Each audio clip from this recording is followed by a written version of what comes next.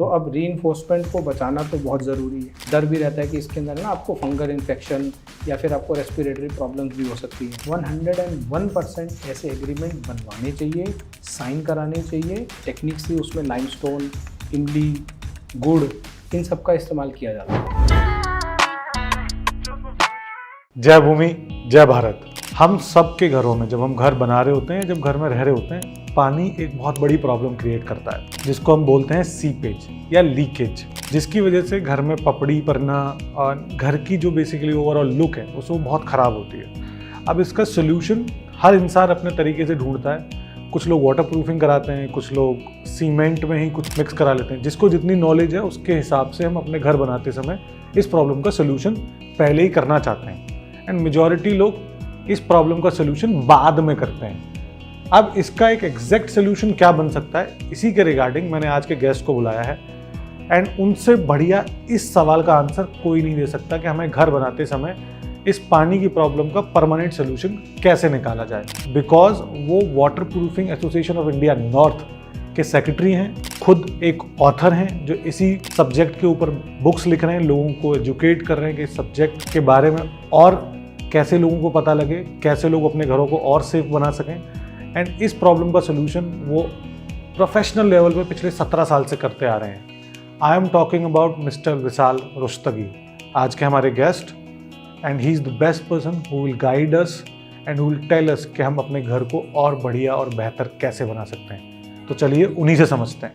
Hello भाई, कैसे हो आप? बहुत बढ़िया अभिमन्यु भाई, first of all welcome to रेस्ट्री A to Z पॉडकास्ट। मैं आपसे पॉडकास्ट स्टार्ट करने से पहले सबसे पहले मैं चाहता हूँ आप लोगों को बताओ कि आपका ये जो वाटर प्रूफिंग इंडस्ट्री है, इसमें आना कैसे हुआ, और इससे पहले आप कुछ और कर भी रहे थे या फिर इनिशियली आपने अपना करियर की स्टार्टिंग यहीं से की? तो अभिमन्यु, मेरा इस इंडस्ट्री के अंदर जो एक्सपोजर है वो पिछले 13-14 साल से है। ओके। मैं 17 साल से कंस्ट्रक्शन केमिकल्स इंडस्ट्री के अंदर हूँ, और सबसे पहले मैंने अपना करियर जो स्टार्ट किया था वो इपॉक्सी फ्लोरिंग से स्टार्ट किया था। ओके। तो टिल डेट मैं 650 प्लस कंपनीज़ को सर्व कर चुका हूँ, जिसमें 50 जो फॉर्चून 50 कंपनीज़ हैं उसके अंदर भी मैंने कम से कम 10 कंपनीज़ को सर्व किया हुआ है। ओके। मैंने ऑलमोस्ट हर फील्ड में, लाइक वो हॉस्पिटैलिटी फील्ड है या फिर हॉस्पिटल्स है, होटल्स है, मॉल्स हैं, इंडस्ट्रीज़ है, और फार्म हाउसेस हैं, बड़े बड़े ऑडिटोरियम्स हैं, NTPC पावर प्लांट्स हैं, मैंने ऑलमोस्ट हर जगह अपनी सर्विसेज दी हुई है। ओके। तो ऐसा कोई फील्ड है नहीं या ऐसी कोई इंडस्ट्री का सेगमेंट नहीं है जहाँ पर मैंने अपनी सर्विसेज ना दी। आप इतना अच्छा काम कर रहे थे ऑलरेडी, तो फिर ये इंडस्ट्री चेंज कैसे हुई? मतलब what from epoxy to water flooring, ये वाटर प्रूफिंग बेसिकली कैसे हुआ? तो इपॉक्सी फ्लोरिंग से मैंने अपना करियर स्टार्ट किया था, एंड वहाँ से एक पर्टिकुलर स्टेज पे मैं एक मल्टीनेशनल कंपनी का ऑथराइज उस टाइम पे डिस्ट्रीब्यूटर और एप्लीकेटर था। ठीक है। नाउ उन्होंने दिल्ली मेट्रो का एक प्रोजेक्ट लिया था जहाँ पर उनको अंडरग्राउंड मेट्रोस की वाटर प्रूफिंग करनी थी। ठीक है। तो उन्होंने जिस कॉन्ट्रैक्टर को इन्वॉल्व किया था वो कॉन्ट्रैक्टर उनको एंड मोमेंट पे उसने उनको मतलब छोड़ दिया, वो प्रोजेक्ट छोड़ दिया, and now they have supplied material of more than 2.5 crore to the party. तो उनका बहुत बड़ा जो है वो स्टेक पे आ गया था उस कंपनी का। Then they approached me because ना ही ये मॉनेटरी लॉस तो उनके लिए था ही, बट एज वेल एज उनको DMRC से ब्लैक लिस्ट भी कर देते हैं। अच्छा। ये तो वो तो बहुत बड़ी बात है। एंड उस कंपनी में जनरली क्या था कि उस टाइम तक मेरा इतना रेपुटेशन था कि सब लोग मुझे संकट मोचक के नाम से बुलाते थे। अच्छा। जनरली क्या था कि जितने भी कोई फंसे हुए प्रोजेक्ट थे जहाँ कोई भी मतलब सब लोग अपना हाथ खींच लेते थे, तो मैं उन प्रोजेक्ट्स के अंदर मेरे को इन्वॉल्व किया जाता था। ठीक है। और मैं उनको वो प्रोजेक्ट डिलीवर कर देता था टाइमली क्वालिटी के साथ। ठीक है। तो इस प्रोजेक्ट में भी ऐसा ही हुआ। वहाँ पर उन्होंने मुझे इंट्रोड्यूस किया। I have understand about the basics of water proofing, what is water proofing, कैसे होता है, क्या प्रॉज है, क्या कॉन्स है, किस तरह से डिलीवरेबल्स हैं, क्या क्वालिटीज़ इसके अंदर हमारे को मेंटेन करनी रहती है। तो ऑल द एस्पेक्ट मैंने उस कंपनी से पूरी ट्रेनिंग्स ली। ट्रेनिंग लेने के बाद मैंने अपनी टीम को मशीनरीज वगैरह परचेज करके और मैंने वहाँ पर उनको अपनी सर्विसेज दी उस पर्टिकुलर सेगमेंट पे जो अंडरग्राउंड सेगमेंट था DMRC का। उसके बाद फिर बस ये सिलसिला चल निकला, और मतलब because they like my the services, they like the way we work, तो दे हैव अनदर L&T ने फिर हमारे को ऑर्डर दिया, L&T ने अंडरग्राउंड मेट्रो स्टेशंस का। तो उसके बाद आपने पूरा करियर शिफ्ट कर दिया? कैरियर शिफ्टिंग मैं एपॉक्सी फ्लोरिंग आज भी करता हूँ अपने Okay. उन क्लाइंट्स के लिए जो कि क्वालिटी कॉन्शियस हैं, जो Okay. कि टेक्निकल एस्पेक्ट में काम करना चाहते हैं और एक टेक्निकल एजेंसी के साथ काम करने में इंटरेस्टेड है। तो मैं वो क्लाइंट्स के साथ आज भी जुड़े, मेरे जो क्लाइंट्स हैं जो मेरे से 2010 में जुड़े हुए थे वो आज भी जुड़े हुए हैं। अभी आपने एक बुक भी लिखी है, थोड़ा सा उसके बारे में बताना चाहोगे? थोड़ा सा उसके बारे में बात करते हैं, थोड़ा सा ऑडियंस को उसके बारे में पता लगे किसके बारे में है, क्या नाम है बुक का? मैंने जो बुक लिखी है वो एक एक्सपेक्ट है जिसको हम बोलते हैं एनर्जी एफिशिएंसी। ओके। तो जनरली एनर्जी एफिशिएंसी एक ऐसा फील्ड है जहाँ पर जो नॉर्मल आदमी है उसकी नॉलेज बहुत कम है। Even Okay. कि मैं बहुत सारे आर्किटेक्ट्स, बिल्डर्स और इनसे मिलता रहता हूँ और इस इंडस्ट्री के लोगों से, तो उनको भी इस सब्जेक्ट के ऊपर काफ़ी कम नॉलेज है। ठीक है। तो मैंने इस पर्टिकुलर सब्जेक्ट जो कि इंसुलेशन की, एक बिल्डिंग को हम कैसे ढंग से इंसुलेट कर सकते हैं अच्छा। ताकि हॉट एंड कोल्ड वेदर के अंदर हमारी जो बिल्डिंग है वो मोर एनर्जी एफिशिएंट बने और सस्टेनेबल रहे। ओके। तो उसके ऊपर बेसिस के ऊपर मैंने काफ़ी रिसर्च किया, स्टडी करी, प्रैक्टिकल मैंने उसके अंदर किया, काफ़ी सारे मैंने उसके अंदर फेलियर्स भी देखे और मैंने फेलियर से सीखा। देन वहाँ पर मुझे एक पॉइंट समझ में आया कि कहाँ लोगों को एक बेसिक नॉलेज की या एक बेसिक गाइडेंस की ज़रूरत है जिससे कि वो अपनी बिल्डिंग्स को एनर्जी एफिशिएंट बना सकें। ओके। अब भाई अगर मैं सिर्फ वाटर प्रूफिंग की बात करूं तो वाटर प्रूफिंग को लेके ना बहुत सारी चीज़ें हैं मार्केट में। पहले तो मैं चाहता हूं कि आप सबसे पहले ये बताओ कि वाटर प्रूफिंग होती क्या है और वाटर प्रूफिंग कराना क्यों ज़रूरी है? देखिए, जैसे हर एक इंसान जो है, ठीक है, उसको अपनी सेहत सही रखने के लिए सही खाने की ज़रूरत है और टाइम टू टाइम उसको अपने मतलब हेल्थ को मेंटेन करने के लिए व्यायाम की भी ज़रूरत है। उसी तरह हमारी बिल्डिंग्स भी हैं। लाइक जैसे आपके पास कार है, राइट। अब उस कार को आप मेंटेन नहीं करेंगे टाइम टू टाइम तो क्या होगा, आपकी कार जो है वो over a period of time वो ख़राब हो जाएगी, ठीक है, और बहुत सारी प्रॉब्लम्स क्रिएट हो जाएंगी। ऐसे ही हमारी बिल्डिंग्स हैं। तो एक सर्टेन पॉइंट, और वाटर प्रूफिंग कोई एक नया सब्जेक्ट नहीं है। ठीक है। कई लोगों को लगता है कि पहले हमारी बिल्डिंग में वाटर प्रूफिंग नहीं होती थी, ऐसा बिल्कुल भी नहीं है। वाटर प्रूफिंग बहुत पुराने ज़माने से होती आ रही है। कुछ एग्जांपल दे सकते हो? हाँ, जैसे पहले के जो टाइम में थे वहाँ पर हम लोग जो पुराने टेक्निक्स थी उसमें लाइमस्टोन, इमली, गुड़, इन सब का इस्तेमाल किया जाता था वाटर प्रूफिंग के लिए। तो वहाँ पर बिल्डिंग्स में इस तरह अगर आप पुरानी भी बिल्डिंग्स देखेंगे, चाहे वो पुराने किले हैं, चाहे वो पुराने महल हैं, वहाँ पर इस तरह की टेक्नोलॉजी यूज़ हुई है। तो हर जगह जियोग्राफिकल कंडीशंस के हिसाब से हर किसी का अपना अलग अलग तरीका था। ठीक है। तो ऐसे ही जैसे टेक्नोलॉजी चेंज हुई, हम लाइमस्टोन से और गारे से और सीधा हम कंक्रीट पे आए। कंक्रीट के बाद हम लोगों ने फिर उसके अंदर आपका रीइंफोर्समेंट उसके अंदर इंट्रोड्यूस किया। तो अब रीइंफोर्समेंट को बचाना तो बहुत ज़रूरी है।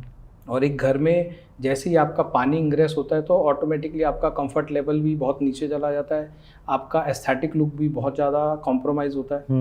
और तीसरा सबसे इम्पॉर्टेंट चीज़ है कि उसके अंदर आपका जो फीलिंग है, एक नेगेटिविटी फीलिंग आती है, एक आपको अजीब सी स्मेल भी आने लग जाती है, स्मेल्स भी आ जाती है उसके अंदर।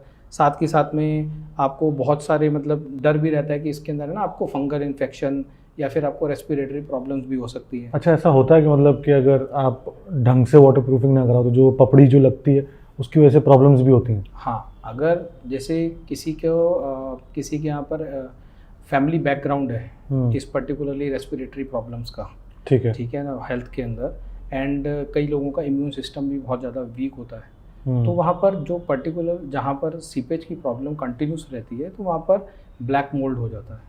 ये बड़ा जनरल है घरों में होना।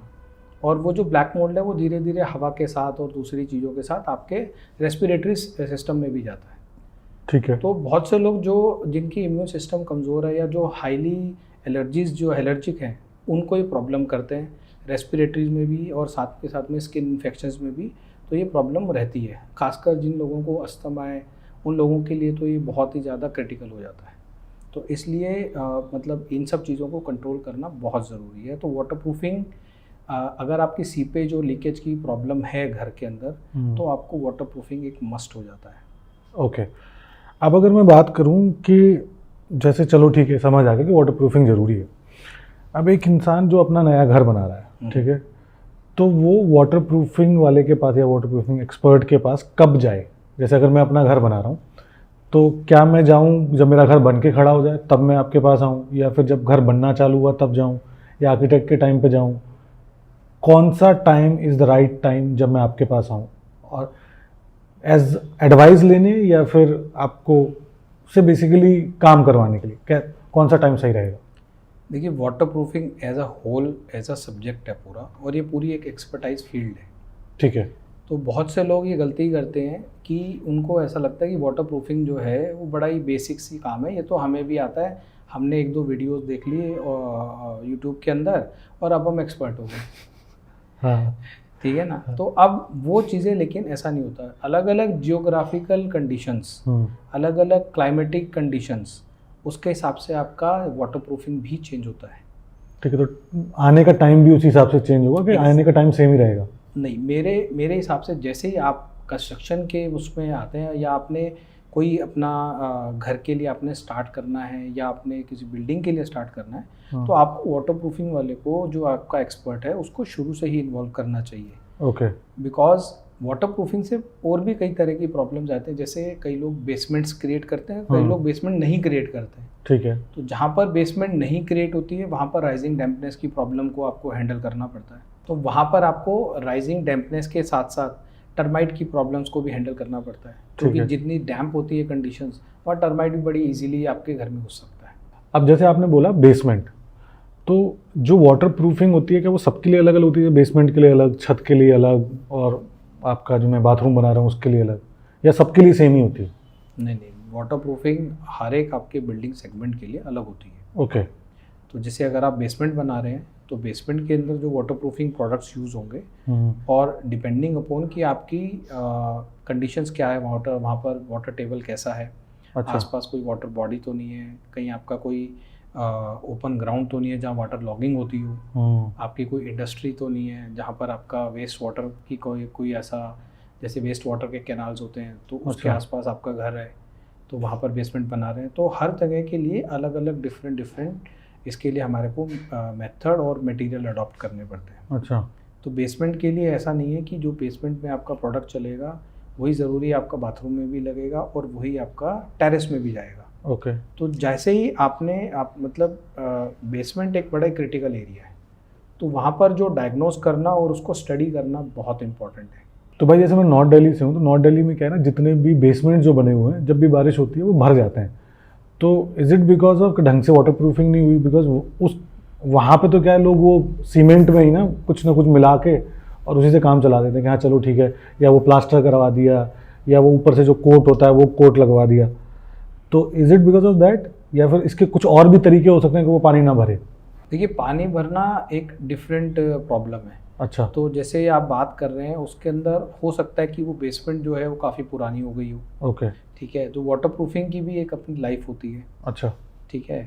तो और फिर आपका जो वाटर प्रूफिंग की जो रिटेनिंग वॉल्स है आपकी, जो बेसमेंट की, वो किस मटेरियल की है, कंक्रीट की है या ब्रिक की है, ओके। तो किस हिसाब से वो बनी हुई है, वो स्टडी करना एक बहुत इंपॉर्टेंट हो जाता है हमारे लिए। तो नाउ जैसे आपका पानी भर रहा है, तो अगर आपकी कंक्रीट की दीवार है तो उसका ट्रीटमेंट अलग होगा। अच्छा। और अगर आपका ब्रिक की वॉल्स है तो उसकी ट्रीटमेंट अलग होगी। ओके। तो ये अलग अलग इसके अंदर डिपेंडिंग अपॉन कि क्या सिचुएशन है, क्या प्रॉब्लम कैसे अराइज हो रही है, तो वहाँ उसके हिसाब से सोल्यूशन मिलता है।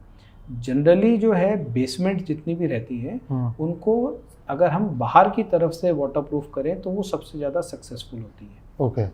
तो अगर आप एक नई बेसमेंट बना रहे हैं तो आपको हमेशा दो चीज़ों का ध्यान रखना है कि पहला, बेसमेंट के अंदर अगर आप कंक्रीट, क्योंकि जनरली आजकल सब लोग कंक्रीट से ही उसके अंदर कास्टिंग कर रहे हैं, तो आपको अपना वहाँ पर वाटर लेवल क्या है, ठीक है, अच्छा। वहाँ पर आपके आसपास की कंडीशंस कैसी है, तो अकॉर्डिंगली आपको ट्रीटमेंट उसके अंदर डिसाइड करना पड़ेगा। ओके। जैसे बहुत जगह वाटर लेवल अगर आपका अप है तो आपका नेगेटिव हाइड्रोस्टैटिक प्रेशर बहुत हाई होगा। ओके। तो अगर आप वहाँ खाली कोटिंग कर देंगे तो शायद आपकी प्रॉब्लम सॉल्व नहीं होगी। और जैसे ही आप मतलब आपका एक ऐसे एरिया में आ गए जहाँ पर आपका वाटर प्रूफिंग जो लेवल है, जो आपका वाटर लेवल है वो नीचे है, तो वहाँ पर आपकी कम क्या कहते हैं मतलब HDP, जैसे जनरली हम लोग वाटर प्रूफिंग जो मेम्ब्रेन्स यूज़ करते हैं, वहाँ हो सकता है खाली कोटिंग से काम चल जाए। ओके।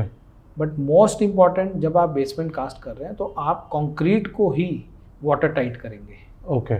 तो कंक्रीट को वाटर टाइट करने से बेनिफिट क्या होता है कि आपका जो मेजर बैरियर है, अगर आपका प्राइमरी बैरियर जो कि एक वाटरप्रूफ कोटिंग है, अगर वो आपका डैमेज भी हो जाता है तो कंक्रीट जो है वो अपने अंदर से पानी को चैनल करके अंदर नहीं आने देगा। तो वो आपको कौन बता सकता है? एक वाटरप्रूफिंग एक्सपर्ट बता सकता है, जिसको एक पूरी नॉलेज हो, जिसके पास एक एक्सपीरियंस हो।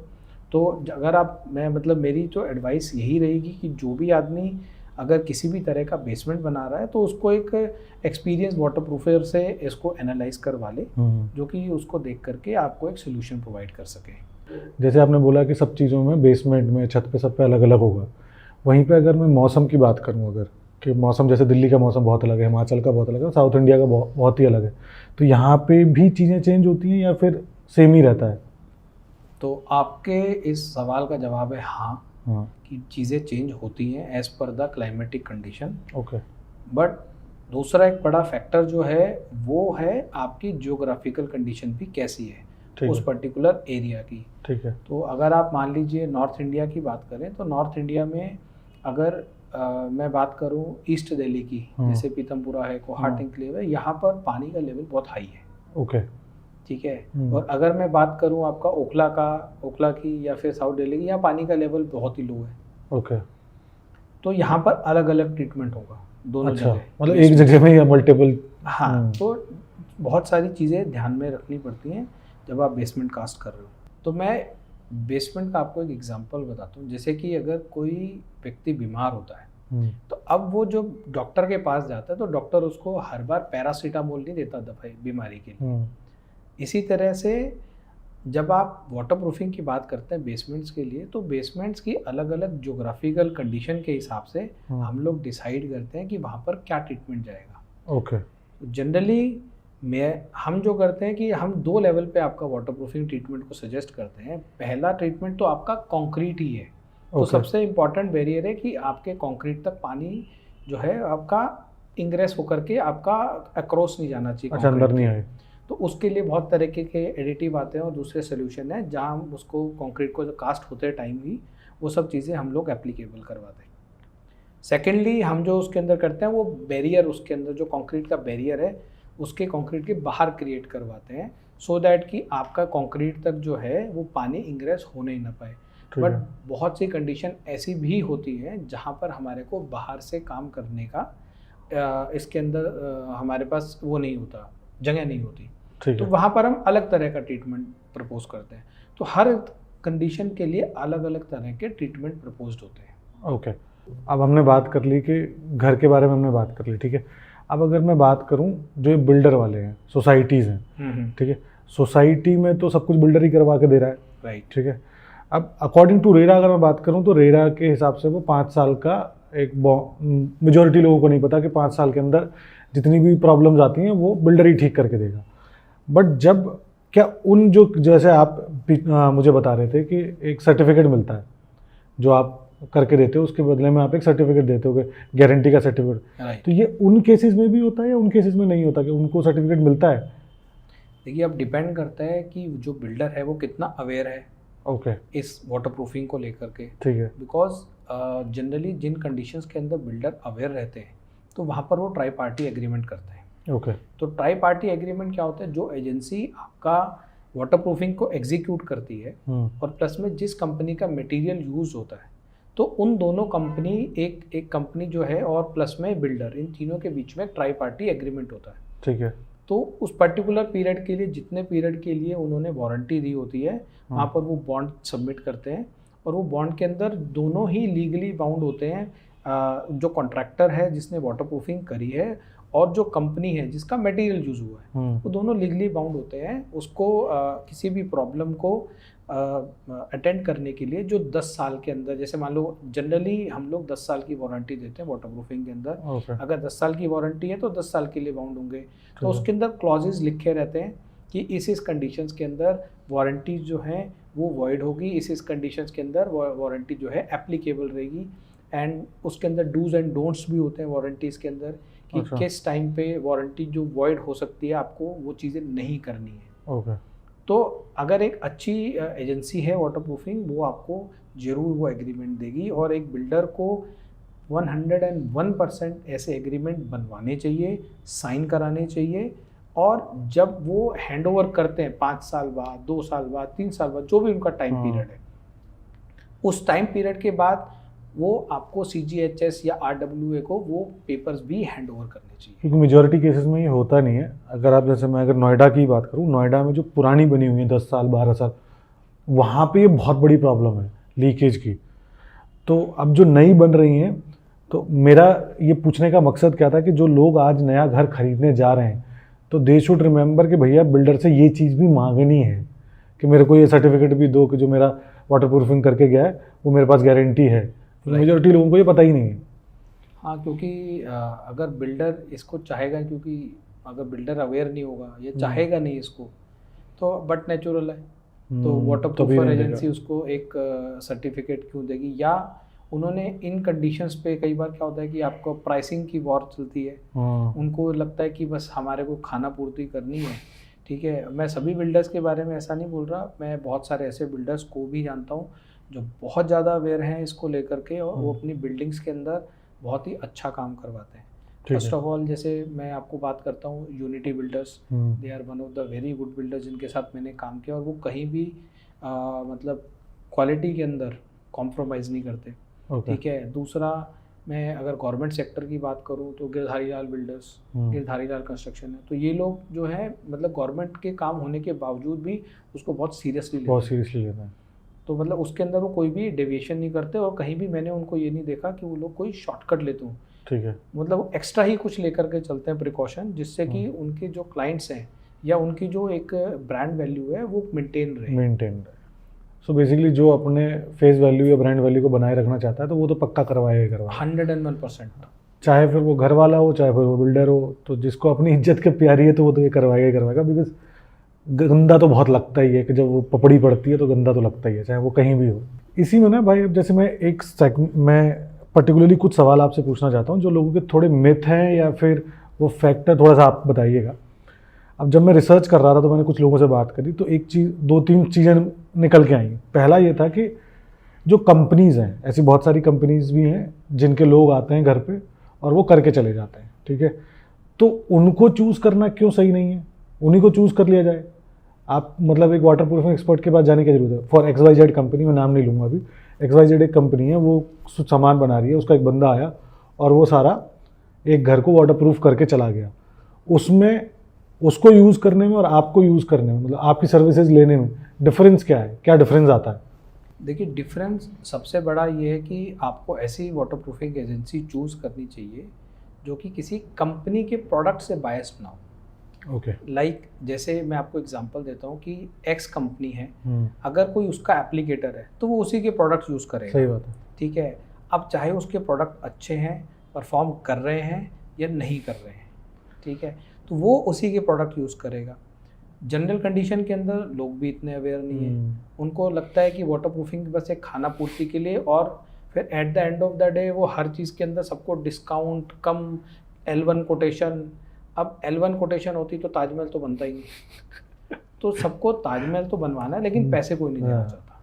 तो इसी वजह से जो इस तरह के जो मतलब एजेंसीज़ हैं, आपको देखना चाहिए कि एक वेंडर जो मतलब एक जो घर बना रहा है आदमी या एक कंपनी जो बिल्डर है, वो पीछे बैकग्राउंड जरूर देखे कि जो एजेंसी को इन्वॉल्व कर रहा है उनका एक्सपीरियंस कितना है, क्या वो किसी प्रोडक्ट से तो बायस नहीं है। या जनरली बिल्डर्स के पास क्या होता है कि उनके पास बिल ऑफ क्वांटिटीज़ होती है, जहाँ पर उनके पास टेंडर की आइटम होती है, वो टेंडर की आइटम के हिसाब से उस कंपनी को इन्वॉल्व करते हैं। ठीक है, तो उनको मल्टीपल कंपनीज को इन्वॉल्व करके उनका टेक्निकल असेसमेंट करना चाहिए कि टेक्निकली कौन सी कंपनी का वेंडर जो है वो टेक्निकली क्वालिफाइड है। ओके, और ऐसा ज़रूरी नहीं है कि अगर बात पर अगर 3 कंपनीज का अगर नाम दिया हुआ है BOQ में, तो एक ही कंपनी पूरे वाटर प्रूफिंग प्रोजेक्ट्स को उसके अंदर कैटर करेगी। अगर किसी कंपनी का बेसमेंट का प्रोडक्ट अच्छा है तो बिल्डर को वो यूज़ करना चाहिए, उस कंपनी से मतलब बात करनी चाहिए जो कि एक वैल्यू फॉर मनी भी दे सके और लॉन्ग टर्म में आपकी बिल्डिंग को सीपेज और लीकेज से उसके अंदर प्रोटेक्शन भी मिले। अगर कोई टेरेस के लिए किसी के प्रोडक्ट अच्छे हैं तो उनको आपको वो यूज़ करने चाहिए। तो ठीक है। एक एक्सपर्ट उस केस में आपको कभी भी बायस राय नहीं देगा। ठीक है। वो आपको अगर आपके टेरेस के लिए एक्स कंपनी का प्रोडक्ट अच्छा है तो आपको बोलेगा एक्स कंपनी का लगाओ। अगर आपकी बेसमेंट के लिए वाई कंपनी का प्रोडक्ट अच्छा है तो वो बोलेगा वाई कंपनी का लगाओ। और ठीक। कहीं किसी कंडीशन में आपको ज़रूरत है ही नहीं तो आप मत लगाओ। ठीक है। अब जैसे आपने टेरेस का नाम लिया है तो इसी पे एक और चीज़ है, आप थोड़ा सा बताओ। जब मैं बात कर रहा था तो एक चीज़ निकल के आई कि यार पहले भी तो घर बनते ही थे, टेरेस तो पहले भी बनती थी, सारी चीज़ें पहले तो कोई ऐसा यूज़ नहीं करता था कि ऊपर से कोटिंग लगानी है, ये लगानी है। ठीक है, तो वाई डू आज की सिचुएशन में हमको टेरेस के लिए क्यों वाटर प्रूफिंग एक्सपर्ट की ज़रूरत है? देखिए, पहले तो मैं जो मिथ है कि वाटर प्रूफिंग अभी इंट्रोड्यूस हुई है, मैं इस मिथ को आपको बताना चाहता हूँ कि ये बिल्कुल गलत है। ओके। वाटर प्रूफिंग बहुत पहले से चलती आ रही है। हमारे जो बड़े बड़े राजा महाराजाओं के जो महल भी थे उसमें भी वाटर प्रूफिंग होती थी। तो उसके अंदर वाटर प्रूफिंग के मटेरियल्स अलग थे, ठीक है, तरीके अलग थे। और उस टाइम जो जनरल पब्लिक है उनके जो घर होते थे वो इतने हाई राइज नहीं होते थे। हाँ। उनके पास कंक्रीट नहीं होता था, उनके पास स्लोप के लिए बहुत सारी चीज़ें होती थी। ठीक है, तो वहाँ पर वाटर प्रूफिंग के डिफरेंट पुराने टाइम में और अलग अलग जोग्राफिकल कंडीशंस जो है वहाँ पर अलग अलग मेथड अडॉप्ट किए जाते हैं। तो अगर हम करंट सिचुएशन की बात करें तो अब सारी चीज़ें कंक्रीट के ऊपर आ गई हैं। तो जनरली अब मेजरली जो हम यूज़ करते हैं वो कंक्रीट यूज़ करते हैं। कंक्रीट के अंदर एक पर्टिकुलरली जो कंक्रीट होता है वो आपका पोरस होता है। उसके अंदर कैपिलरीज होती हैं। जैसे हमारे शरीर में पोरस क्या होता है? पोरस मतलब उसके अंदर वॉइड्स होते हैं, छोटे छोटे वॉइड्स भी होते हैं और कैपिलरीज होती हैं। कैपिलरीज मतलब नसें होती हैं। अच्छा। तो वो नसें आर पार भी हो सकती हैं। तो एक तरफ से अगर वो पानी, और वो बहुत पतली पतली मतलब इतनी बारीक होती है कि पानी को वो इंग्रज, जैसे अगर आप कंक्रीट के ऊपर अगर आप पानी डालते हैं, ठीक है, तो पानी को क्या करता है, एब्जॉर्ब करता है। अगर वो नसें नहीं होती तो पानी को एब्जॉर्ब भी नहीं करता। कैपिलरीज से वो एब्जॉर्ब करके और दूसरी तरफ वो उसको निकाल देता है। ठीक है। तो अलग अलग क्वालिटी के ऑफ कंक्रीट के ऊपर डिपेंड करता है कि कास्टिंग टेक्नोलॉजी या कास्टिंग के ऊपर कितना ध्यान दिया हुआ है, कंक्रीट की क्योरिंग के ऊपर कितना ध्यान दिया हुआ है, कंक्रीट मिक्स कैसा है, तो उसके ऊपर डिपेंड करता है कि आपका कंक्रीट कितना अच्छा होगा और कितना खराब होगा। ओके। तो अगर आपका कंक्रीट अच्छा है तो बट नेचुरल है कि आपका जो पोरोसिटी लेवल है कंक्रीट का वो बहुत कम होगा। और जैसे ही आपका पोरोसिटी लेवल कम होगा तो आपको वाटर सीपेज की और लीकेज की प्रॉब्लम भी बहुत ही रिड्यूस हो जाएंगी। ओके। लेकिन ख़त्म नहीं होगी, एलिमिनेट नहीं होंगी। ओके। सी कंक्रीट भी क्या है कि वो भी फैलता और सिकुड़ता है। तो over a period of time उसके अंदर भी क्रैक्स डेवलप होते हैं। लेटर सपोज मैं आपको एक, जैसे दिल्ली आपका रेड जोन के अंदर आता है। ओके। एक बिल्डिंग बनी, बहुत अच्छे कंक्रीट से बनी, सब कुछ बहुत बढ़िया है, वाटर प्रूफिंग नहीं हुई, कोई दिक्कत नहीं है। आपका अर्थक्वेक आया, मान लीजिए एक बढ़िया मैग्नीट्यूड का एक अर्थक्वेक आया, उस टाइम पे उस कंक्रीट के अंदर एक क्रैक आ गया। ओके। अब कंक्रीट के अंदर ब्रीच हो गया। अब ब्रीच होने के बाद क्या होगा, जब भी पानी वहाँ तक आएगा वो कंक्रीट के अंदर से उस क्रैक से नीचे आ जाएगा। अच्छा। या कंक्रीट क्योरिंग के टाइम भी कई बार इस तरह के क्रैक्स जो है वो डेवलप हो जाते हैं। तो जैसे ही आप सर्दी गर्मी का साइकिल होता है तो उसके अंदर भी ये प्रॉब्लम आ जाती है। तो अब जैसे ही आप मतलब कंक्रीट को अगर ऊपर से प्रोटेक्ट नहीं करोगे, आप उसके ऊपर कोई लेयर नहीं लगाओगे, प्रोटेक्टिव लेयर, तो आपको वो प्रॉब्लम हमेशा कभी भी फेस हो सकती है। ओके। तो इसलिए एक प्रोटेक्टिव लेयर अगर कोई कमी रहे, हम 100% फुल प्रूफ काम अगर चाहते हैं तो उसके अंदर हमारे को एक कंक्रीट का जो एक पर्टिकुलरली प्रोटेक्टिव लेयर है वाटर प्रूफिंग की, वो लगाना बहुत ज़रूरी हो जाता है। तो इसलिए वाटर प्रूफिंग आज के टाइम पे बहुत ज़रूरी है। ऐसा नहीं है कि आप वाटर प्रूफिंग के बिना बिल्डिंग जो है वो आपका लीकेज और सीपेज फ्री रहे। अभी करंटली कोई ऐसी टेक्नोलॉजी नहीं है। हाँ, फ्यूचर में अगर आएगी तो उसके अंदर हो सकता है लोगों का ये खर्चा भी बच जाए। ठीक है। अब जैसे जो पुरानी बनी हुई छत हैं वो आज भी लीक नहीं करती, तो उसका रीज़न क्या है कि वो मतलब उनमें मिनिमम या तो बहुत कम, जो जैसे आपने कुछ एग्जांपल दिए कि उस टाइम पे भी चीज़ें यूज़ होती थी, तो या तो वो बहुत मिनिमम यूज़ हुआ है। आज तो काफ़ी एडवांस लेवल पे हम चले गए इन एनी फॉर्मेट। तो आज क्या रीज़न है कि आज बहुत ज़्यादा हो जाता है लीकेज? देखिए, उसमें अगेन आपका मटेरियल आप वाटर प्रूफिंग के लिए क्या चूज़ कर रहे हैं। ओके। कंक्रीट आपका कैसा है, बहुत सारे फैक्टर्स उसके अंदर काम करते हैं। ठीक है। तो आपका कंक्रीट कैसा है, वाटर प्रूफिंग मटेरियल क्या यूज़ कर रहे हैं, और साथ के साथ में आपने जो एप्लीकेटर है वो उसने काम कैसा किया, या जो मटेरियल यूज़ हुआ है उसकी परफॉर्मेंस कैसी है। ओके। तो बहुत सारे इसके अंदर फैक्टर्स हैं, तो कोई भी एक फैक्टर अगर फेल होता है तो वहाँ पर आपको ये प्रॉब्लम आ सकती है। तो ये क्या ये कहना सही होगा कि सिर्फ माल की बात नहीं, जो आप माल यूज़ कर रहे हो, जो लगाने वाला है वो भी उतना ही बराबर का भागीदार है? बिल्कुल। आपने लैम्बोर्गिनी खरीद ली और आपने ड्राइवर अनाड़ी रख लिया, सही बात। हाँ। तो आप उसमें लैम्बोर्गिनी को दोष नहीं दे सकते कि भैया आपकी गाड़ी खराब थी इसलिए एक्सीडेंट हो गया। तो इसी तरीके से एक अच्छा मटेरियल को यूज़ करने के लिए एफिशिएंटली एक प्रॉपरली एक्सपीरियंस्ड आपको एजेंसी की ज़रूरत पड़ेगी। तो एक अच्छी एक वाटर प्रूफिंग एजेंसी की आपको हमेशा आपको इन्वॉल्वमेंट रखनी चाहिए, जिसका बैकग्राउंड अच्छा हो, जिसको टेक्निकल नॉलेज हो। और टेक्निकल नॉलेज से मेरा मतलब ये बिल्कुल भी नहीं है कि ऐसे लोग जो सिर्फ इंजीनियरिंग करके आए हैं उन्हीं को टेक्निकल नॉलेज हो सकती है, बिकॉज ये जो फील्ड है ये कहीं भी इंजीनियरिंग की पढ़ाई में नहीं पढ़ाया जाता। अच्छा, हाँ। वाटर प्रूफिंग का कहीं भी किसी भी इंजीनियरिंग की पढ़ाई में कोई भी एक बेसिक जिक्र है, बस उससे ज़्यादा उसके अंदर कुछ भी इलेबोरेशन नहीं है। ओके। लेकिन waterproofing as a subject बहुत बड़ा सब्जेक्ट है। ओके, ठीक है। अब एक इसी में एक लास्ट चीज़ है, इफ़ इट्स अ मिथ और नॉट, आप बताइएगा एक बार, कि जब भी वाटर प्रूफिंग एक्सपर्ट आता है, water proofing is way to costly, क्या ये सच है? नहीं, बिल्कुल भी नहीं। बहुत से केसेस में तो जहाँ पर अब आपसे एक बात बताइए, अगर आपने वाटर प्रूफिंग एक ऐसी मान लीजिए एक सी लेवल है, ठीक है, वहाँ पर आपका पानी का जो है एक्सपोजर बहुत ज़्यादा है, ठीक है, आपने ऐसी वाटर प्रूफिंग कर दी जिसका जो कि एक नेगेटिव हाइड्रोस्टैटिक प्रेशर के अंदर वो मतलब सस्टेन ही नहीं कर सकती, वो रह ही नहीं सकती। अब वहाँ पर आपने बेसमेंट कास्ट करने के बाद और उसके 1 साल के बाद वो वाटर प्रूफिंग फेल हो जाएगी, वो ज़्यादा महंगा पड़ेगा, या इनिशियली आप एक अच्छा जो एक वाटर प्रूफर लेकर के और एक सही मटेरियल जो आपको सजेस्ट करे वो वाटर प्रूफिंग का काम करवाएं, वो आपको महंगा पड़ेगा। ओके। आप कोई एग्जांपल दे सकते हो आपके साथ हुआ हो जहाँ पे किसी ने ऐसा कुछ किया हो कि पहले ना कराई हो, उसके बाद फिर वो कोई मतलब ब्लंडर हो गया हो, फिर आपको बुलाया गया हो? आपके साथ तो आई थिंक काफ़ी होता ही होगा ये। देखिए बहुत सारे एग्जांपल हैं। हाँ।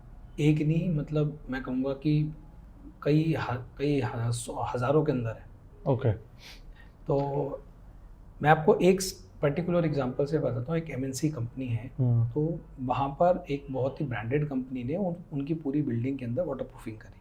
ठीक है। ऑल्दो मैं उनके साथ काफ़ी टाइम से जुड़ा हुआ हूँ, but due to some relationship उन्होंने उस कंपनी को इंट्रोड्यूस किया।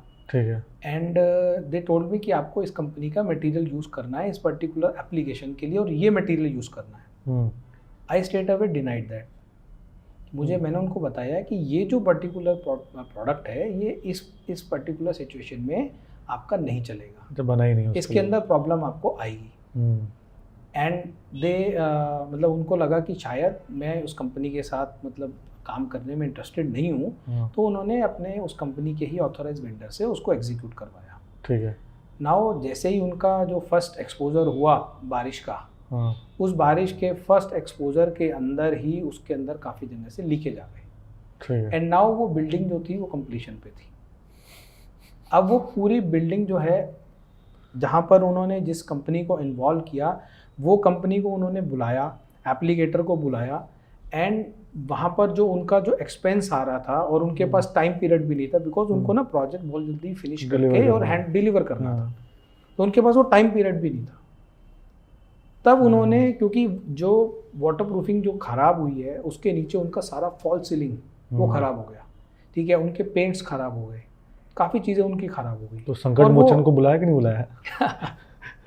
तो एट द लास्ट संकट मोचन को उन्होंने बुलाया। फिर मैंने उनको उनका पूरा चेक करके, पूरा एड्रेस करके और सारी सिचुएशन को एनालाइज करके मैंने उनको एक ऐसा सोल्यूशन दिया जिससे कि उनको एग्जिस्टिंग जो रूफ है उसको डिसमेंटल ना करना पड़े और उनका एक उससे कम खर्चे के अंदर उनका काम भी हो जाए और इनका एक लॉन्ग टर्म जो है वहाँ पर उनका एक उनको मतलब सर्विस लाइफ मिले उसकी। तो वहाँ पर मैंने उनको वो डिलीवरेबल्स दिया and they are quite happy. उस बात को भी आज 3 से 4 साल हो गए एंड दे आर, और वो मेरे एक रेगुलर क्लाइंट हैं, तो मेरे को कंटिन्यूसली अब तो वो उन्होंने मेरे को मतलब मेरे से कंसल्ट किए बिना अपनी कोई छत भी नहीं बनवाते। ओके। ग्रेट। तो ये बेनिफिट मैं सिर्फ उसमें अपना ही बढ़ाई नहीं कर रहा, आप चाहे किसी भी एरिया से बिलोंग करते हैं तो मैं सभी मतलब लोगों को एडवाइस करूँगा कि एक अच्छे वाटर प्रूफिंग एक्सपर्ट, खासकर जैसे मैं water proofer association of India से बिलोंग करता हूँ। ओके। तो water proofer association of India जो है, उनके पास जितने भी जो एप्लीकेटर्स हैं या जितने भी लोग कॉन्ट्रैक्टर्स जुड़े हुए हैं, तो हम लोग टाइम टू टाइम सबको ट्रेनिंग्स देते रहते हैं। अच्छा। अलग अलग कंपनीज को इनवाइट करते हैं जिससे कि वो अपने जो वाटर प्रूफर्स हैं उनकी नॉलेज बढ़ा सकें, अपडेटेड रह सकें। और वाटर प्रूफर्स आपस में भी नॉलेज शेयरिंग बहुत करते हैं, सो दैट कि हमें भी अपडेट रहता है कि किसी पर्टिकुलर सिचुएशन में क्या प्रॉब्लम आ सकती है और किसी पर्टिकुलर सिचुएशन का क्या सोल्यूशन हो सकता है। ओके।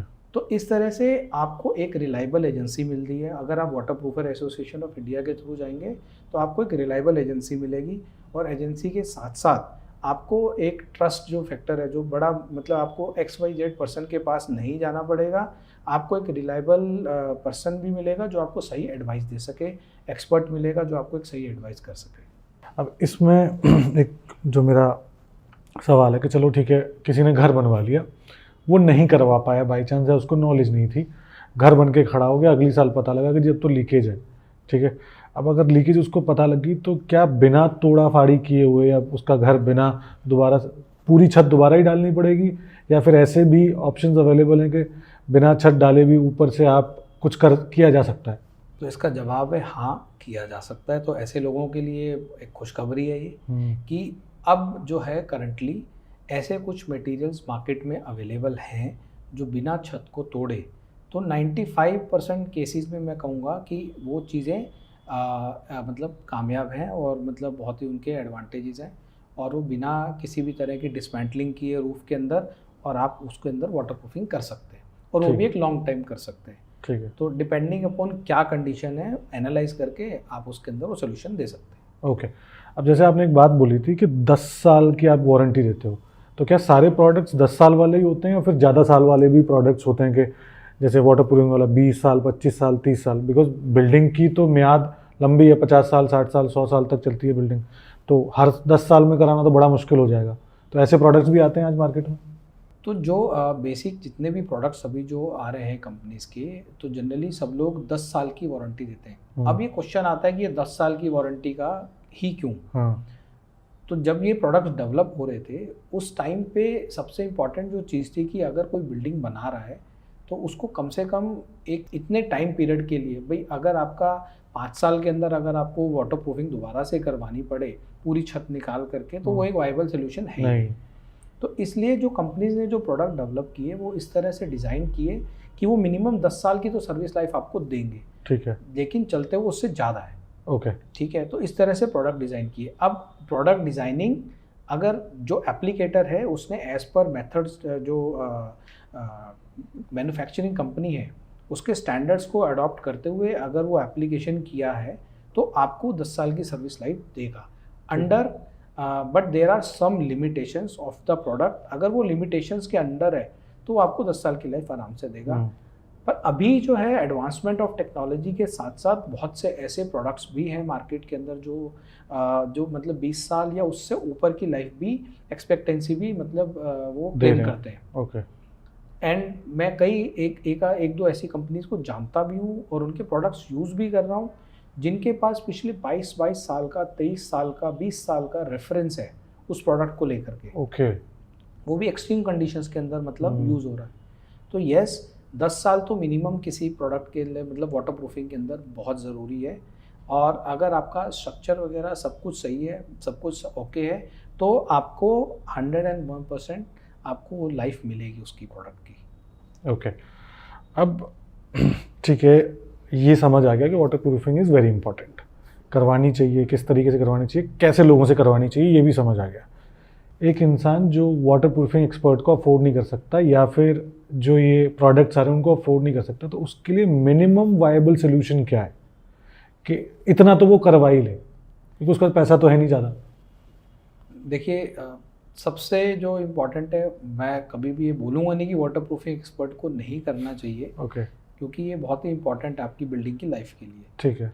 लेकिन अगर ऐसी सिचुएशन है जहाँ पर वाटर प्रूफिंग एक्सपर्ट्स अवेलेबल नहीं है या क्लाइंट के पास उतना बजट नहीं है, तो उसको मिनिमम एक एक्रेलिक कोटिंग या SBR लेटेक्स जो कोटिंग है उनको सीमेंट के साथ मिक्स करके, और मल्टीपल प्रोडक्ट्स मार्केट में अवेलेबल हैं जहाँ पर वो उनका कोटिंग कर सकते हैं। बट अगेन वो कोटिंग जो है उनको किसी प्लम्बर या किसी भी मतलब पेंटर या ऐसे किसी आदमी से नहीं करानी है। मेरा सजेशन ये है कि उसको एक प्रॉपरली एक वाटर प्रूफिंग एजेंसी से कराए जिसको वाटर प्रूफिंग करने का पूरा नॉलेज हो। ओके, अब इसी पे ना एक और चीज़ है, जब मैं बात कर रहा था तो ये चीज़ निकल के आई थी कि यार ये कराना है तो इसके लिए वाटर प्रूफिंग एक्सपर्ट की ज़रूरत क्या है? ये तो मेरा प्लम्बर कर ही देगा, उसको आता ही है, वो मिलाना ही तो है खाली, उसमें डिफरेंस क्या आना है? या फिर मेरा लेबर कर देगी या मेरा ठेकेदार कर देगा, तो उसमें डिफरेंस क्या आता है? जैसे आप ऑलरेडी बता चुके हो कि बहुत सारा डिफरेंस तो होता ही है कि एप्लीकेंट जो बंदा लगा रहा है और जो सामान यूज़ हो रहा है, ऑब्वियसली दोनों की सेम इम्पोर्टेंस है। But when expert does it and plumber जब कर रहा है तो उसमें डिफरेंस क्या आता है? देखिए, इसका जवाब मैं ऐसे दूंगा कि अगर किसी को कोई बीमारी हो जाए तो आप किसके पास जाना पसंद करोगे? डॉक्टर के पास। एक क्वैक के पास या एक डॉक्टर के पास? ठीक है। तो ऐसे ही जो जिन लोगों को जितनी नॉलेज है वो उसके हिसाब से। अच्छा, आप एक बात बताइए, आप 10 साल के लिए वाटर प्रूफिंग करवा रहे हैं, आप प्लम्बर को क्या बोल सकते हैं कि भैया तुमने वाटर प्रूफिंग करी, वो फेल हो गई, अब दोबारा से मेरे को तो ये फ्री ऑफ कॉस्ट में करके दो, या आपने एप्लीकेशन में प्रॉब्लम करी? नहीं, बिल्कुल भी नहीं। तो आप लेकिन वाटर प्रूफिंग जो एजेंसी है वो आपको वारंटी देती है। उस वारंटी के अंदर अगर waterproofing condition as per warranty terms fail होती है तो उसमें उस कॉन्ट्रैक्टर या उस एजेंसी की पूरी जिम्मेदारी है कि वो आपको रेक्टिफाई करके देगी। ओके। जबकि एक प्लम्बर या आप एक मैसन से ये चीज़ें एक्सपेक्ट नहीं कर सकते। हाँ, वो तो लॉजिक है। मैं आपसे एक सवाल पूछने वाला था बट आप उसका ना पूरे पॉडकास्ट में आंसर कर चुके हो, और जिसने ये पॉडकास्ट देख लिया उसको समझ आ जाएगा कि how to choose a right waterproofing expert. तो अभी उस पर बात करने का कोई मतलब बनता नहीं है, लेकिन मैं आपसे फिर भी पूछना चाहूँगा कि obviously this podcast has been very knowledgeable when it comes to waterproofing, because मुझे भी बहुत सारी चीज़ों का पता नहीं था वाटर प्रूफिंग के बारे में। आप कैसे अलग हो? कोई अगर करवाना चाहता है तो वो आपको क्यों चूज़ करे रेदर देन द पीपल? क्योंकि आज शायद वाटर प्रूफिंग एक्सपर्ट भी काफ़ी सारे अवेलेबल होंगे ही मार्केट में। तो आप ऐसा क्या टेबल पे लेके आते हो जो बाकी लोग नहीं लेके आते? दूसरा, आपके पास कितना एक्सपीरियंस है and what you bring on the table? देखिए, मैं अपने बारे में थोड़ा सा यही बोल सकता हूँ कि अगर मैं 100 रुपये अपने क्लाइंट से लेता हूँ तो मैं कोशिश करता हूँ कि मैं उसको 200 रुपीज़ की वैल्यू डिलीवर करूँ। Okay.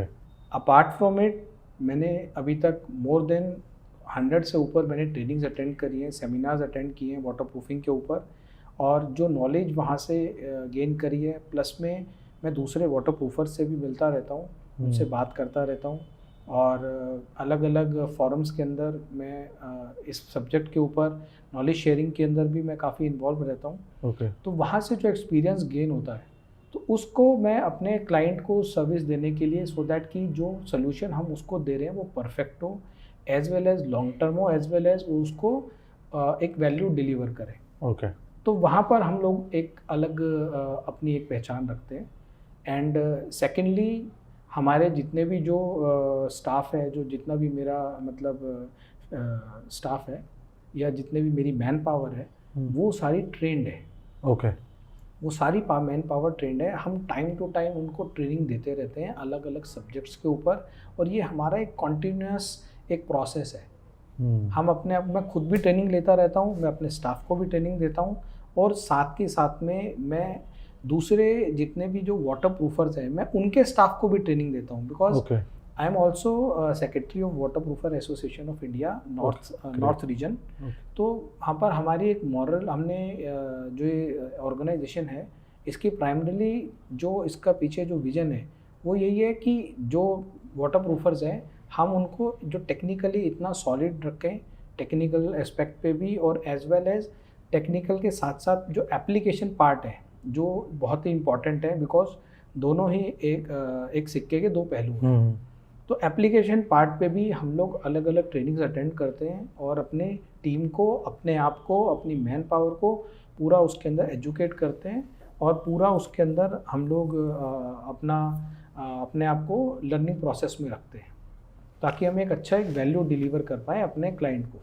Okay sir, it was a great session. मतलब मुझे भी बहुत कुछ सीखने को मिला एंड आई नो मेरी ऑडियंस को, जो लोग पूरा देखेंगे उनको बहुत कुछ समझ आएगा रिगार्डिंग द वाटर प्रूफिंग। अभी इस पॉडकास्ट को मैं यहीं ख़त्म करना चाहूँगा बिकॉज आई नो हम इसके बारे में बात करते गए तो 2 घंटे और भी बात कर सकते हैं। बहुत बड़ा सब्जेक्ट है, बहुत ही ज़रूरी सब्जेक्ट भी है। राइट। हाँ, and when it comes to real estate और घर बनाना, किसी भी चीज़ के बारे में घर से रिलेटेड तो बहुत ही ज़्यादा ज़रूरी है। बाकी आने वाले पॉडकास्ट में हम इसमें और डिटेल में बात करेंगे। अभी के लिए will stop this podcast right now. Thank you so much for coming and it was really great podcast. Thank you Abhimanyu for inviting me. आज हमने बात करी मिस्टर विशाल रुस्तगी से कि कैसे आप अपने घर को और बढ़िया पानी के रुकाव के लिए बना सकते हैं, जिससे कि आपकी ये जो वाटर प्रूफिंग की प्रॉब्लम है, ये जो सीपेज की प्रॉब्लम है, ये आए ही ना कभी। बट अभी भी मुझे लगता है कि हम और भी बहुत सारे पॉडकास्ट कर सकते हैं इस टॉपिक पे, बिकॉज आई थिंक ऐसी बहुत सारी चीज़ें हैं जो अभी अनएड्रेस्ड रह गई हैं, वो आने वाले पॉडकास्ट में हम बात करेंगे। इस पॉडकास्ट से रिलेटेड अगर आपके कुछ सवाल हैं और आप चाहते हैं कि आने वाले पॉडकास्ट में मुझसे और सवाल पूछूं, आपके कुछ स्पेसिफिक सवाल हैं, देन कमेंट डाउन बिलो। और इस पॉडकास्ट को अपने दोस्तों के साथ, अपनी फैमिली के साथ जितना हो सके शेयर कीजिए and let them have this knowledge because this is very precious.